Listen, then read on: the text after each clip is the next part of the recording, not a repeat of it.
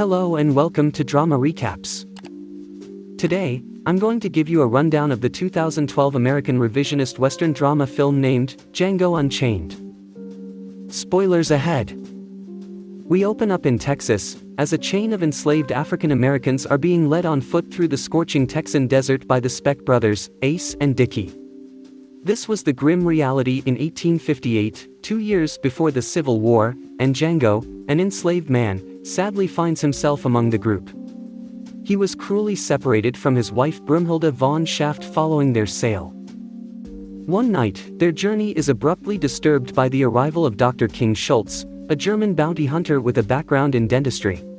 Annoyed by this sudden interruption, Ace challenges Schultz to reveal his intentions, threatening him with a gun. Calmly, Schultz reveals that he's just a weary traveler in search of the Speck brothers, known slave traders. In reality, Schultz has his eyes set on acquiring Django due to his valuable knowledge of the criminal Brittle brothers. Schultz suspects that the Brittle brothers were sold to the Specks at a Greenville auction, where Django would have been present. Schultz starts his inquiries, asking the enslaved group if anyone had previously lived at the Carucan plantation, where Django resided.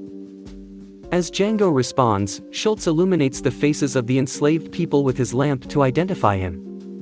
He then probes Django about the Brittle brothers, to which Django recalls their names, Big John, Ellis, and sometimes Little Raj, who were overseers at the Carucan plantation owned by his past master.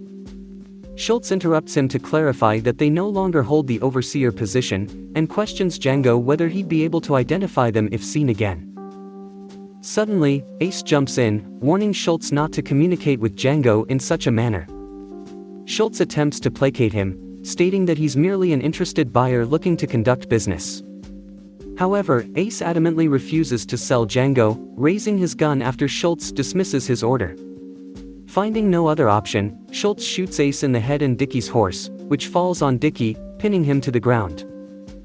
Schultz then approaches Dickie, mockingly apologizing for shooting his horse. Despite Dickie's visible frustration, Schultz remains composed, asking him to lower his wailing as he wants to continue his conversation with Django. Schultz returns to Django, insisting that Dickie agree to a fair price after learning Django can indeed identify the Brittle brothers. Regrettably, Schultz leaves the rest of the enslaved people, offering them the opportunity to exact revenge on Dickie while Django acquires Ace's attire and horse. The next day, Django and Schultz arrive in Daughtry, Texas. They involuntarily draw the attention of the townspeople because Django is the first black man they've seen riding a horse. As Django and Schultz enter the local bar restaurant, the landlord flees, effectively making them the new owners. Schultz then unveils his plan to change his profession to bounty hunting, a grim trade dealing in corpses, much like how slave traders deal in human lives for profit. Being a bounty hunter involves capturing and often killing fugitive enslaved people, and then transporting their bodies to the authorities for a reward. Schultz, though deeply against slavery, reveals that he needs Django's assistance to exploit the system for their benefit. Schultz's guilt prompts him to strike a deal with Django. Django will help him hunt down and kill the Brittle brothers, after which he will earn his freedom and a payment of $75. As Schultz and Django start their journey, Schultz learns that Django is married and intends to find his wife and buy her freedom. Django then shares that his wife Brumhilda was raised by a German and can speak some German. She had served as a house slave for the von Schaft family. Moving to Tennessee, they make plans to infiltrate a plantation, with Django posing as a valet. Schultz gives Django the liberty to choose his disguise, and they visit the plantation owned by Spencer Big Daddy Bennett with the aim of buying one of his enslaved people. Big Daddy agrees to their proposal, and Schultz uses the opportunity to request that his enslaved woman, Bettina, show Django around the plantation. Django inquires about the Brittle brothers, but Bettina is unaware of them, suggesting they might be using different names. Fortunately, she identifies the Schaefers, who had arrived at Big Daddy's plantation some years back. Unbeknownst to Bettina, she leads Django to the Brittle brothers, one of whom, Ellis, is out in the field, while the other two are at the stable, punishing a young girl named Jody for breaking eggs. Django immediately goes to confront the Brittle brothers and sends Bettina to fetch Schultz. As they whip Jody, Django interrupts, killing John and severely beating Little Raj. Django shoots Little Raj multiple times as Schultz arrives at the scene. Django informs Schultz that the third brother, Ellis, is escaping across the fields, leading Schultz to quickly gun him down. Later that night, despite allowing Django and Schultz to leave after killing the Brittle brothers due to the earlier warrant, Big Daddy and his gang attempt to attack them.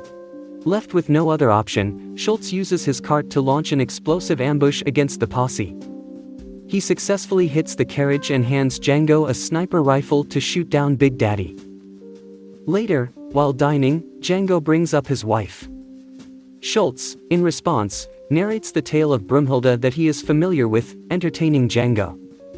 Schultz, feeling a sense of responsibility towards Django, admits he cannot in good conscience allow Django to go to Greenville alone to rescue Brumhilde. Schultz proposes that Django could enter the bounty hunting business with him to earn the money needed to buy Brumhilde's freedom. The deal is that Django would work with Schultz over the winter, and when the snow melts, he would receive a third of Schultz's bounty earnings.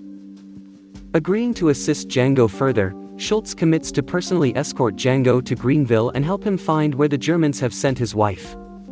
The next day, they return to Texas to begin their first mission.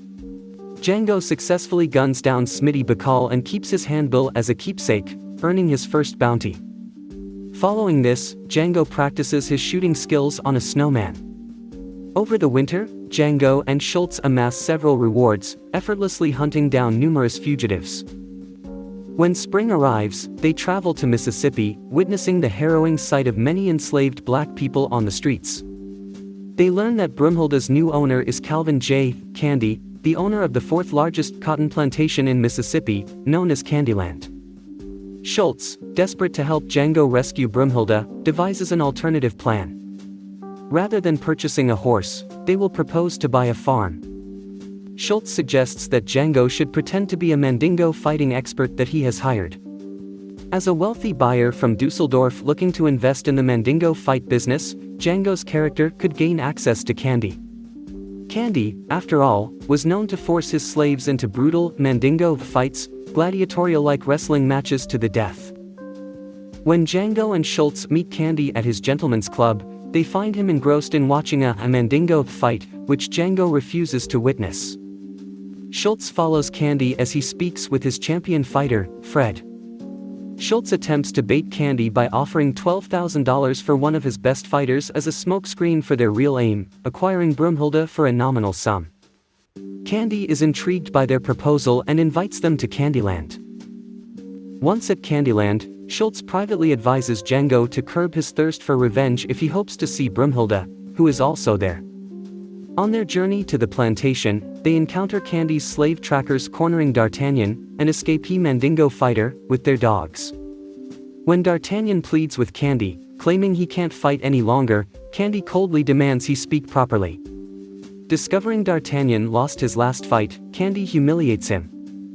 Schultz attempts to save D'Artagnan by offering to reimburse Candy, but Django steps in to prevent Schultz from jeopardizing their cover. Candy approaches Django, asking him to handle D'Artagnan, which results in the tracker dogs gruesomely mauling D'Artagnan to death.